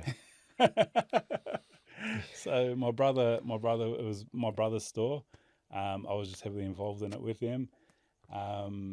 and it was a massive. He was in the shop for probably 15 years. Yeah. Down in Crow's Nest, low on North Shore, and man, it was good. It was great, and that's where we used to get all my tattoos done on my legs and my stomach and my chest and my back. And Oh, so you all are that heavily sort of tattooed. stuff. And it's just it was a sick place because the first shop he outgrew it and then went into a second shop, and it was like 600 square meters. It was massive, man. It was over 2 levels, and my love of cigars actually flourished even more in there because there was like a back section, probably would have been maybe about as big as this room here, Yeah. and I actually turned it into a cigar lounge. Oh, wow. And that's where I started meeting a lot of these like people, you know, Yep. come in, sit down, have a cigar. But then you're always freaking out about legalities of, oh, should we be smoking there? Should we not be smoking in there? I don't think anyone cares in a And- tattoo parlor, but I Yeah. definitely understand you. Yeah. So so that's where a lot of the ink came from, man, and my hands, and a lot of them tell a story, man. Like at the big day, the dead on my leg here, for a good friend of mine, God bless his soul, who passed away. Yeah. My dog, big portrait of my dog here, Oh, says man. loyalty around it. Oh, You man. know, the love of the man's best friend. Yeah. Is, unless you're a dog person, you would never really understand. Nick's that. not a dog person. He fucking gave his away. Oh. I don't know how you could do that. I love mine so much. He's 13. I was trying to calculate his age the other day. I was freaking. It's fuck. He's only got a couple of years left. Little Maltese cross Shih Tzu. It's got more anxiety than anybody else. Fucking. One Valium for you, one Valium for me. No, he needs 10 Valium, bro. But- it's funny you say that because my brother, like I'm tattooed. My brother's a lot more heavily tattooed than Yeah. I am. Like his face is tattooed, his head's tattooed, and we had a pity. Like obviously that dog there, Yeah. and he was on the verge of passing away. And like called my brother. I'm like, man, you need to come. We've got to take the dog to the vet. He's like not in a good way at all. His Yeah. appendix burst and whatnot. Oh no. And like we rushed him to Borkham Hills emergency vet, and we're sitting there, and there's like this like small Asian dude standing there. There's like me and my brother standing over the dog, and we're like both weeping, and this guy's like, he didn't know what to do. It's like, I might just leave you for a minute just to have these some two time. lebos. You know, Oh it's like, no. what are they weeping for? You know, like, So they put him and, down? Yeah, they ended up having to put him down. It was just, they said we can try and operate, but he's Just you know, put at the age bundles of 50s. Put bundles of 50s on the table. Save him. If not, if you don't save him, They didn't know how to say. It's like the It's poor like- guy was having like an it's like, anxiety. do not come out of there. Don't come with him unless he's alive. So Fucking yeah, trade places, cuz. It was crazy, man. It Sorry. was a funny story because you know, it said me and my brother both standing there, and this poor guy's thinking like, shit, I've never had this happen to me before. But yeah, so that's where the ink came from. A lot of it's my personal journey, man, from you know a different time. But I call this my armor. It's like the old Roman Empire. You got Yeah. the forearm protection. I got my shoulders done, so it's like my spiritual armor. Yeah, fair enough. That's a lot of the shit that I was going through Yeah. at an earlier stage of my life. Used Yeah. to hang out, like, you know, growing up in the western suburbs. I'm man, getting the picture, bro. you- I'm you- getting the you picture grow what's up going with on. a few bad dudes. Yeah. And, You're the one that made it out, the entrepreneur of the group. Man, I consider myself extremely blessed, bro. Yeah. Honestly, extremely blessed. Like Yeah. some of them passed away. And like I said, this 2012, a very good mate of mine just got married and passed away from a motorbike accident. shit. Rusty unfortunately got hit by a truck. Man, there's just so many horrific stories, man, of like good mates of mine, car crashes and all sorts of shit. You're thinking, man, I'm there with him, like doing the same thing, you know? So you just count your blessings. And it's at that point in time where you got to think, man, do I keep going down the path that I'm going? Or do I pull my head in and say, like, okay, yeah, I can see what's happening here, Yeah. and go and do a different path? And Well, can I ask you a question? So, do you attribute all that to your faith? Like, explain faith to me. Like, when did you become faithful? I guess. yeah, so I was brought up as a Catholic. Yep. Maronite. Maronite? Yeah, yeah. yep. So I don't mean anything bad about the Pope. I said before. I nah. apologise, mate. But he's not a It's, bad bloke. I don't know, but I don't know him personally, so I can't judge. I'm Orthodox, so we're the same but different. Yeah. I always have this conversation with my mate Draz. He's always like, "Bro, when are you coming over?" I said, bro, we're practically the same thing anyway. So we're always giving tit for tat. Have you been to an Orthodox church before? Yeah. It's beautiful. Lots, I love it. It's massively artistic, man. And It's they say, incredible. Yeah, Incredible. definitely. And the thing is, I found that we're just born with that faith. Like, that's a part of our lives when, Yeah, when we're it's born. instilled in you, man. And they're like, when you go to church, what do they talk about? So they don't talk. They just sing and Yeah, bless. yeah. That's all it is, just singing Man, and it's blessing. such like a friend of mine. He's Italian. He was going to like just an Anglo church in Ryde. Yeah. And I said to him, I said, man, come to one of the Maronite masses just to experience it for yourself, you know, just to see what the liturgy is like. And when they're doing the consecration, like the blessing of the bread, and they're talking in Aramaic, which is the language of Jesus Christ, man, that's like, it's next level. It's completely next level, like the way that they're chanting and stuff like that. And he was like in awe. He's like, I'd love to come one day and man, see that that. is insane. Where's one that I can go to? St. John's is in Mount Druitt. All right. So not too far. Father John's one of the priests there. He's a really lovely dude, man. Loves a scotch. Loves to have a smoke chat. cigars? I'm sure he would. Yeah. He's one of the boys, bro. He's one of the boys, man. Why not, man? He's funny as. I got a few mates of mine who are priests. One was at Glenmore Park. He's actually gone back to India now. He would come past often, come have a cigar with me, kick back. Just the normal dudes, bro. That's just their job, you know. Smoke a cigar and talk about religion. Yeah. Another mate of mine, it's funny because he came over from Miami. He's a priest, Catholic priest over there. And he came over it was like a gathering at my house. And not everyone knew that he was a Catholic priest. And he's just sitting down smoking cigars, having a whiskey and just having a chat. Some debauchery and there, then, man, one of the boys goes to me, he's like, bro, did you know he was a Catholic priest? I'm like, yeah, bro, I knew he was a Catholic priest. He's like, man, he just seems like a normal guy. He just blessed me, cuz. We smoke. Yeah, pretty much. He goes, just seems like a normal guy. I'm like, that's the issue. And nowadays we've got this this thought of what we think you need to be to go to church, or what you need to look like, or, you know, and it's not the way. Like, at the end of the day, you go as you are, you know, and doesn't matter if you're covered in tattoos, or if you want to go dressed up in a suit, go as you're comfortable, you know, and that's what I found. And I'm very, very fortunate, man, that I came back to my faith, or started getting more involved in my faith. I started doing a lot of charitable deeds and a lot of charitable work. I worked in some orphanages. Oh, wow. I went to Myanmar, Cambodia, Vietnam. I've been to a whole heap of different places, working in orphanages in Southeast Asia. And we've just got that, you know, that we need to give back to, man. We live in such an amazing country where, you know, we talk shit and we talk smack about how bad it is here and some of the shit things that happen. But we're extremely fortunate, man, extremely blessed. You know? And one of the things I always say is that, you know, to take into consideration how blessed we are, how fortunate we are, we flush the toilet with the same water we drink. Yeah, fair point. And when you think about that and you let that resonate, you're like, shit, man, there's people overseas who would kill to have clean water to drink. Yeah, we're flushing the toilet. Clean water. Yeah, we're flushing the toilet with the same water we drink. Yeah. You know, and when you think about it, it's a deep thing to really think about. Such a small thing. But I was extremely, coming back to my faith, man, took me away from a certain few really bad things that happened with some other people, and I was just extremely fortunate, man, to be living the life that I'm living now. So when did you come back to your faith? Like, how old?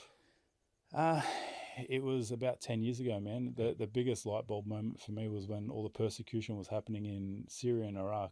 Oh, yeah. It was like a big light bulb moment for me. I was like, man, like, these dudes just want to go to church and pray. Yeah. And I've got the luxury to go and do it at my own free will. I'm like, nah, I'll just go get on, you know, the drugs, or I'll go get drunk and do whatever. And I was like, man, these dudes are getting their heads chopped off and they're getting like all sorts of stuff happening to them. And I've got the luxury of being able to do that, but I'd rather not. I'd rather go and get smashed or whatever on a weekend. So started thinking more and more about it. And as time progressed, man, I sort of pushed away from that side and came more onto the other side, and started, you know, doing homeless feeds here in Parramatta, and, you know, doing just more stuff like that. That was just really much more rewarding, giving, as opposed to just always worrying about myself and taking. So you went from one extreme of just worrying and thinking about yourself to now giving to other people. But where'd that come from? So what was the moment say, I want to give back to these people in this instant? Man, it's just eye-opening. Like, I guess when you stop focusing on yourself, wholeheartedly on yourself, your eyes open up, you start seeing a lot more. Yeah. You know what I mean? You just start appreciating things that you've got, and realize that not everyone has the same opportunities or the same, you know, I guess the same blessings that you've got, you know. And if you don't look at it from that perspective and just worry about yourself all the time, it just becomes like a very lonely place. You're just fixated on yourself and what's good for me and what's good for me. So it was good, man. I met some incredible people, you know what I mean? Like homeless people. We sit down and have the most incredible conversations with them. Yeah. They're just, you know, unfortunately sometimes things happen. Mental health has a massive part to play in a lot of, you know, why people sleep rough or why they Yeah. become homeless. Yeah. It's not because they don't want to live in a house. It's just they physically just, you know, don't want that attachment. Some things are going on as well. Yeah. Some of them actually probably even lose a family and don't feel like they're good enough to be in a house, you know. Absolutely, man. 100%. Punish themselves. Yeah, 100%. So it was a big turning point. I remember just talking about homeless people. I was going to say, did you offer a cigar to any of them? I remember I went up to Byron Bay. So I was going up to the Sunshine Coast to go do my massage work. And I'm just there on the beach and I just lit up a cigar. And this one guy walks past me. He's looking at me and I'm looking at him just smoking. And he goes, "Oh, mate, you got a light?" It's like, "Yeah." So he started smoking his cigarette. And I was like, "All right, cool." I'm just watching. He's just eyeing my cigar the whole time. I was like, he goes, "Oh, you got any more of those?" So I gave him like a cheaper version. Started smoking that one. He's like, "Oh, this is so nice." He's just breathing it in. He's like, couldn't bum puff, and he eventually got the hang of it. And then we're talking about just life in general and just like his family and stuff. I don't know how much of it's true. It doesn't matter. I just took it, you know, listened to him. It was great. It was actually a good convo. But the son of a bitch kept on staring at my cigar. And I'm looking at him like, "Do you want to finish this off?" He's like, "Oh, yeah. Oh, only if you don't want to." So I gave it to him. He's just in heaven, loving it. And I was like, "Fuck, there you go, mate." Hey, Like, it's good, man, honestly. And I've had similar experiences where you give out cigars to like random people. They've never experienced a cigar before. And I always, if I'm going to a certain place, I'll take some like, not, or profile, they call it profiled cigars. So not pure tobacco, they'll have some kind of aromatics to them. And if people are sitting down, they're like, you know, they've never had a cigar, they'll be staring at me. I'm like, "Oh, do you want to try a cigar?" And they're like, the last thing you want to do is give them a full-bodied cigar and they end up like no, like a guts. Cohiba Dark or something like those. Like those really black ones. You don't want to give them nothing that's gonna like make them sick, you know. So I'd give them like a coffee-infused cigar or something that's like vodka infused or vanilla. There's actually some really nice ones. Yeah, man. right, man. Some really Cherry. nice aromatics. Oh. Yeah, but you're talking more like a Tatiana, like a low-end profiled cigar. There's stuff like Drew Estate. I'm not sure you've heard of Drew Estate. No, before. I haven't. Drew Estate produces you're going to laugh when I say this, a brand called Acid. And it's the #1 selling cigar in the world. Yeah, fucking I wonder why. So the people love them, man. Absolutely love them. They're infused with like cardamom and right. That's a lot of flavor. lavender, cinnamon, and they're sweetened as well. They've got like a sweetened tip, so they're actually really beautiful. So you can see the way this one's starting to burn, so it's very loose. Yeah. But that's all right. They're good, man. These have been beautiful. Oh, I'm loving myself Absolutely. here. Nick's over there. He's high from all the smoke. He's like, "What the hell?" But yeah, I've actually got an idea. I'll talk to you about it after. I don't want to reveal too much here. I've got an idea that something we can do. But I'm not stripping. Don't ask me. Nah, I'm not going to do that. I'm not into that. Maybe Biazi's into it. We might get you actually onto here. We'll do a full podcast, couple more people, and we'll have a full kickback session. We'll get the couch in here, black couch, and we'll do some auditions. All right? What do you reckon? No, we're not going to do that. But just in relation to the faith, so I want to ask you, like how big is faith in your life now? Like compared to before when you were born, and obviously you were baptized as a Catholic, but now after you've had children, obviously what you've shared before, how do you find that faith holds you? Because that's important. As a man, we do have that struggle. We have to put food on the table, especially now yourself more. Yeah. You got kids, wife, all this stuff. Do you find moments where that faith just helps you to ignite you, like you're shaking, but that helps to ground you? You have to, honestly. Like I was mentioning earlier, I've got my daughter who's got special needs, and she's one of 400 in the world. 400 out of 6 billion, or how many billion we have? Yeah, so I think it's like 1 in 250 million chance to have what she has.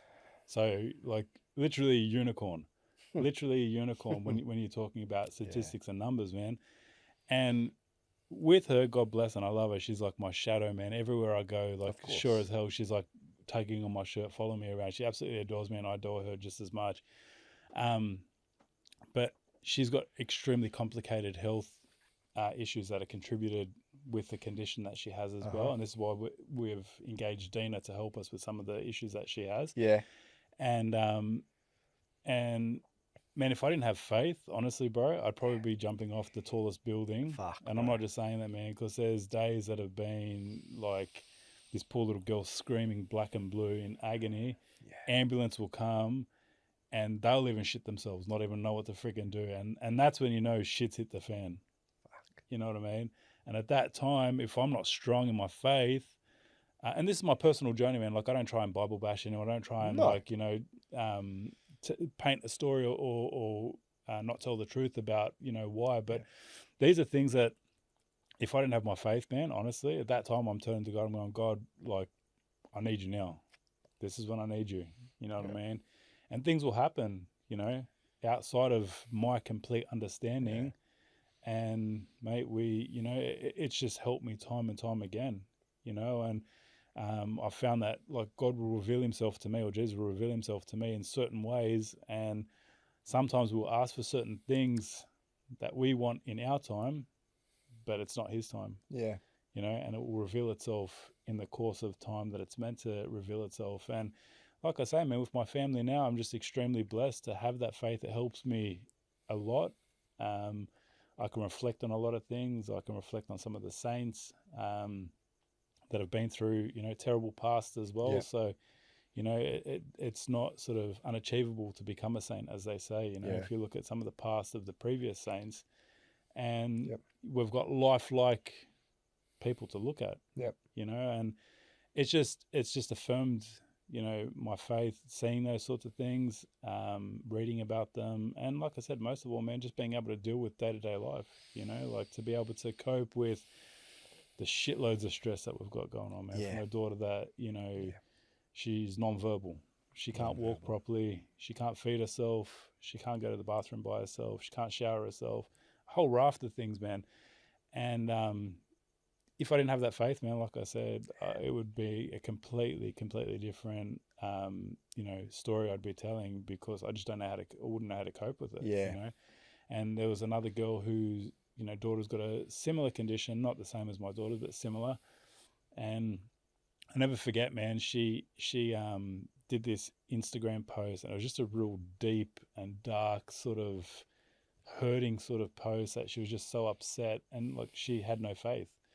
You know, and at that point in time, I was like, man, I just really am super appreciative that I've got my faith, and I'm open to having faith, because it just helps me when I'm in that time of doubt, or when I'm in that time of need. I can really just ask for help. So what do you do? I want to ask, like, that's important because everyone's got different ways of how they bring that in. So what do you do? Like, do you just talk normally? Do you? So I can have prayers. There'll be, like, you know, different prayers.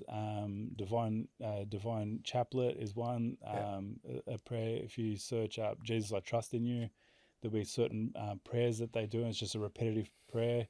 It's like the Jesus prayers, I think, in Serbian. I've got no idea, man.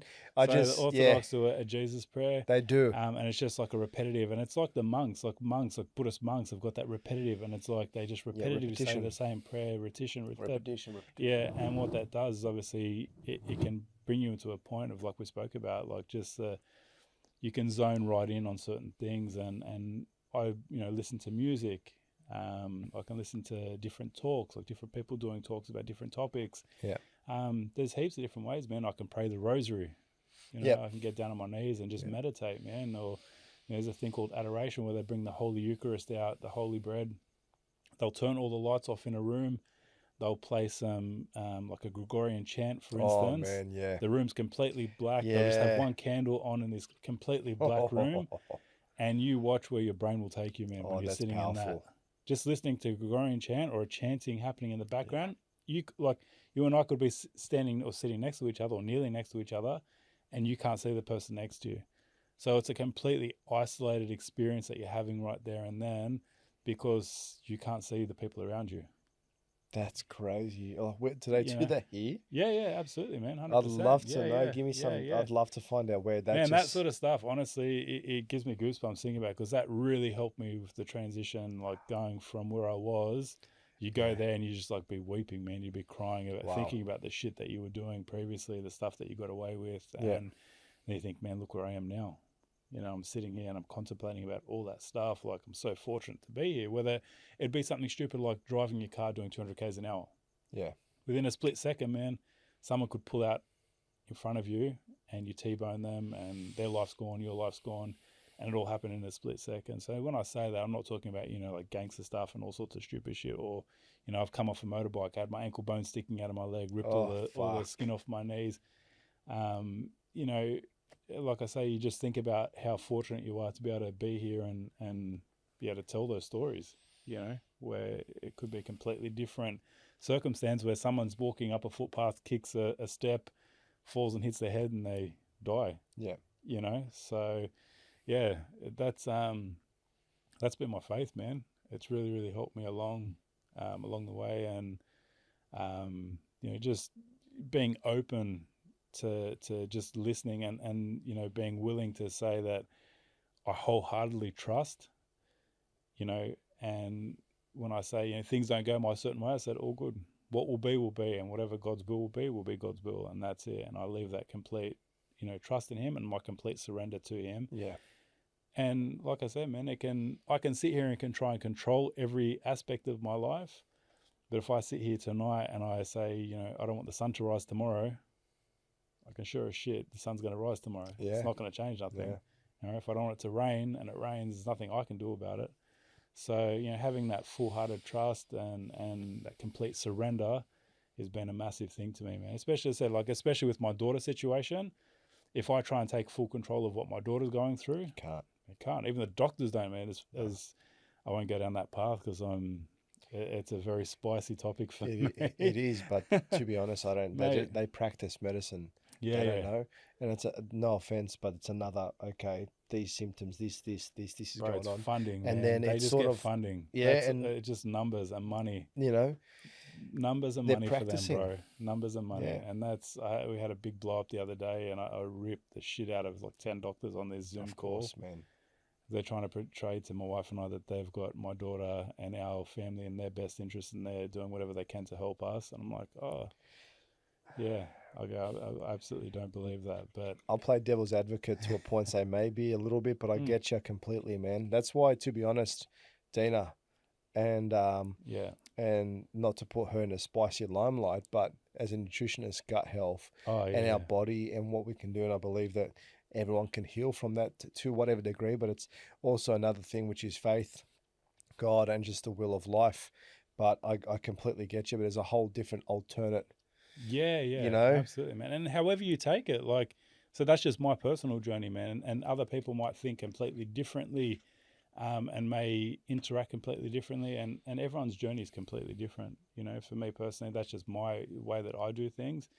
But I pass no judgment on anyone, man. If it makes them be a better person, whatever they're doing, then I'm all for it, man. But also you're defending your family, you're not being hopeless. Yeah. You're surrendering, but also you're seeking. Yeah. There's a big difference of just completely surrendering. Yeah. And just whatever, I don't know, these things. But you're like, okay, I surrender to the situation, but with your guidance, show me which way we've got to go. Yeah. And what I can see is you're showing up as a man, as a human being, as a child of God every single day. Yeah.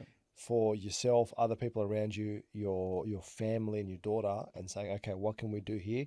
How can we go ahead with this, and which way? And just, it's seeking. It's never ending seeking, man. And that's why I find as well, bring it back to cigars as well. It gives you that moment where you can contemplate, and it really helps to activate something within you. Oh man, that's the nicotine. Like I said, that I felt, man. Recently, I was listening. It was funny because I was actually listening to a meditation. And I was smoking a cigar, and I saw probably people laugh at me when I say this. I dead set felt like I was having an out of body experience, man. I just felt like I was floating. It was the most. I don't know if I was like. I don't know. I just felt so calm, so at peace at that time when I was just having that cigar and just relaxing. It was just the most incredible feeling, man. Amazing, man. And that's why, again, like I say about cigars, it's just it's just been. I don't smoke 10 cigars a day. Like some people go and abuse them and smoke, a cigar this size. So some 10, people, it's $700 a day. I don't know. Some dudes will smoke a lot of. Man, I'll sit down with you. You'll watch when you catch up with some of the boys that I smoke with. They'll smoke 4 or 5 cigars in front of you. I'm like, bro, who's chasing you? Yeah. I've noticed you've actually taken your time, so you go and enjoy it. I was getting a little bit happy there. No, but we're actually not too far off from each other. I'm just smoking it, just enjoying it, man, and putting it down and enjoying the conversation as well. It's like this is the glue that binds us together. That's amazing. Yeah. And then you've got obviously the whiskey, and then you've got the good conversation. That's all part of the part of what binds us together. Yeah. And so it's all of those contributing factors that make it really. And despite this being an expensive stick, man, I've had some incredible cigars. I've had some incredible nights with some incredibly cheap cigars. Of course, man. Because it wasn't the cigar that was obviously the limelight. It was the camaraderie and the brotherhood, and just the atmosphere that we were sitting in was absolutely phenomenal, man. It was fantastic. That's one thing that I really want to get into. So I'll take you up on your offer to come and smoke your whole collection. Yeah, absolutely. But that's the camaraderie I'm looking for, because you can it's just really relaxing, and you really get into a deep conversation, and it adds another element. So I'm going to be just every now and then with some particular guests. We'll see how it goes, but I would like to find a smoking lounge. Yeah. I think it's lacking in Australia. I don't think it's the culture's building, but it's not as big as other places. Definitely England. So you even got Patrick Bet David's got he's got a cigar lounge. I fucking love that guy. These people there in Europe, America, whatnot, smoke. And America's huge, man. They've got a lot of podcasts there because it's fucking cheaper as well.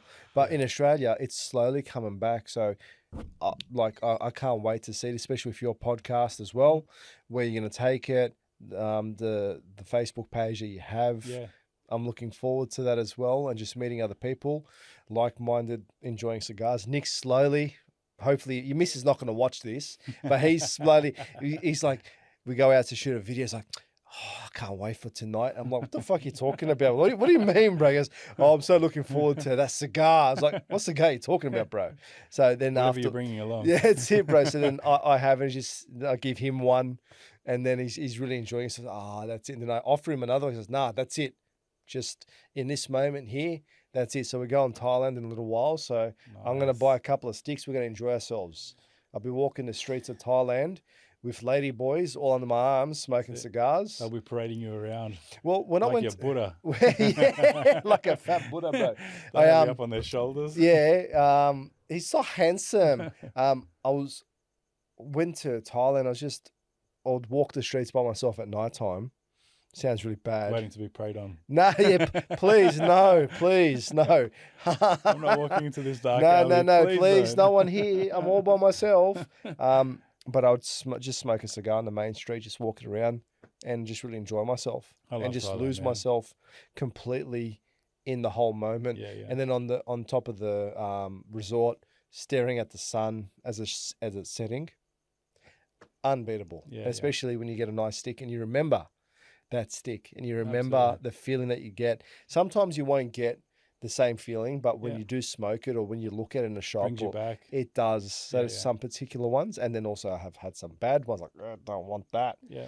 So, can you give some recommendations if someone wants to start? Like what size? What are we talking? What brand are we looking for? What's a good entry level for someone just to get into? I mean, a really, really good, in a Cuban cigar, a really good entry level stick would be like a Romeo and Julieta number 2 or a 3. Yeah. Really approachable. The about cost, $40-$50. Yeah, around about that. The price wouldn't be overly expensive. You're getting a good quality cigar for that amount. One of the sticks that's in that bag we'll get to that in a moment. Is a Fuente 858. Incredibly well constructed stick. Flavors on it absolutely beautiful. It's really become one of my favorite sticks in Fuentes the more are quite recent nice. time. Yeah, Fuente is one of the, so you've got, we call them New World cigars, and then Cuban cigars, and that's in the New World realm of cigars. You've got some aromatic stuff like the acids, like I mentioned earlier, extremely, that's beautiful, man. That looks nice. Thank you, man. Okay, Yeah, you're very welcome. Padron as well, extremely beautiful. So when I clip it, I just clip just the top. Take about 5 or 10 mils off it. I think that if you look close, there's actually a line on the cap, and just clip where that line is. Because I've clipped it before too far down, but then I watched a clip from one of the the Davidoff brother Sahakians. He goes you clip it halfway, and then you just lick it, and then with your saliva, and you rewrap the binder. So what a trick! I've actually. Do I have it here? There you go. You can see the line. Beautiful. So look at the color on that. Yeah. That's fantastic. Where's the Boveda pack in here, bro? Dropped the ball. I dropped the ball. So they're obviously they're fresh out of my humidor, so they'll be highly humidified already. So What as do you long as keep they it at? go around about 65 to 67. I do about 70, 20, about 20 degrees. So I do that because I give it room for fluctuation. Yeah. So if it goes up, it's not going to go above 70. Okay. And if it goes down, it's not going to go too much And lower. that Bolivia, I'm going to enjoy that. That's going to take me to my... Bolivia's always going to... I was thinking to myself, Bolivia is like a crap brand. I wasn't sure when I first started, but They're from the phenomenal, research, man. yeah, they're gorgeous. So I'm going to enjoy that one, definitely. Yeah. And but here's the thing for you as well. So now I know this particular one. So this is a Bolivia what? Royal Corona. Royal Corona. So now, in future, so what are these retailing for? Probably 60 something bucks. So definitely an affordable cigar. Yeah, nice for us is a bit of a higher end one. But when you're talking about affordable, you're talking about the quality of the stick. Like that tobacco's is aged. It's an incredible cigar. So you're paying for, when you're paying, you can get the same size cigar for a quarter of the price, but it's not going to have the same characteristics. It's not going to have the same quality, or it's not going to burn the same. So there's a whole heap of things that go into the price and why they cost so much. So definitely now in future, when I go to smoke any of these three, especially this one here. Please, I'd love to know your review on them. Sorry? I'd love to get your review on them. I will. I'll review them for you, but I'm going to remember you. I'm going to remember this podcast. Fantastic. So these are the things that really stick. Yeah. Remember, it's not like you went out to a night out in the city and you got pissed out of your mind and, oh, that club was hectic. No, this is in a deeper meaning. So now when you smoke this, it reminds you of this. And surely to flourish this friendship, because you seem like a Lebanese builder that I would like to get to know. I've got some renovations that I want to get done. You come over to my place, Mum's like, you're a builder. Oh, skylight installed. Yeah. I make some burek. Sit down, oh, please. yeah. No, she's good, mate. But no, definitely. So we've got a couple of tips there. And I think when people say they want to smoke a cigar, I usually give them like a short or something. So try this one here. 100%, like what I've done with Nick. We're going to get him hit. We're going to get him that one there. Monte Cristo short. They're absolutely gorgeous. So beautiful entry stick, oh, man. fuck yeah. You get a lot of flavor out of this. And the makeup of this, this is a short filled cigar, so it means it's got all the offcuts in this. Oh, really? Okay, but there you go. The offcuts of this are of the more premium cigars, so you're still getting an absolutely phenomenal cigar. Tastes amazing. Yeah, these are absolutely buttery. These are really, really lovely. Buttery, I like that. Yeah. But so basically that's how I'm getting Nick hooked. Getting him hooked slowly.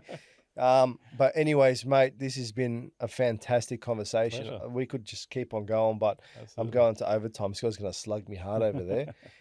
Where can people, because you've got a bit of a social media presence, so where can people find you? What's your Instagram handle? You can hit me up at Simon Cigar and Spirits. I'm pretty active on Instagram. And if you want to learn anything else or any questions about any sticks or anything like that, hit me up. I'm an advocate for it. I love it. I love the camaraderie, as you can tell. Yeah. So anything you have to. There's no stupid question. If you don't know, just ask. And always that's important, man. And you are quite active on Instagram, quite responsive. And God bless you. God bless your family. God bless your daughter, your son, your children. I wish them truly from the bottom of my heart, and everyone that watches this, but really, I'm getting a bit emotional, but just I wish you guys all the best. Thank you, and all the health and anything that you need. You. God to answer that. Thank you, bro. Because you deserve it. You're a good man. Thank you. And yeah, man, that's stay beautiful. tuned, bro, because you see us doing a lot of stuff for my daughter. I'm very active. We're doing some cigar events. Yeah. There you go, cigar events that we'll be posting. Oh, beautiful, man. I'll get involved in those ones. So there. if people want to join in via the cigar events, but bro, I really, honestly, I'm humbled by that. I'm humbled to be here. Yeah. To be able to enjoy this. And, Thank you. And enjoy a beautiful cigar and a beautiful whiskey. So the cigar, you rate it? Bro, I told you this takes me back to when I got married. It, bro. So thank you very much. And what about this the whiskey? Nika, man, is absolutely gorgeous. Yeah. Definitely a beautiful bottle of something. Very well worth trying. See, so what do you give it out of 10? How do you rate them? 10? You can go to 10. I reckon it's, for me personally, it would probably sit around about the 6.5. Yeah, 7. I was thinking the same thing, man. That's cracking. That's like a cracking score. When you're going above that, it's sort of like you're talking about unicorn stuff and just, but that's really, it's definitely worth buying a bottle of. Oh, definitely, man. I think it's a couple $100 at Dan Murphy's. Yeah, and these are box worthy. If you want to talk about cigars, when we say they're box worthy, By box. You're buying a box, like you're committing to a box of 25. These are definitely box worthy, and will taste even better with time. And they set you back $1,000, $2,000. Put them in a humidor. Yeah, We'll get to that. We're going to grow an empire in Australia for cigars, mate. We're going to take over. All right, that's it. But God bless you. Thank you very much, my friend. Absolute pleasure, brother. Right, I appreciate it, man. man. All right. Everybody, thank you very much for joining us. Please subscribe, like, fucking get a bit more active, all right? A bit more views. If not, fuck you, get off, whatever. But nah, all good. God bless you. Have a lovely night. See you later, everybody. Take care, guys. All right, bye-bye. Thank you.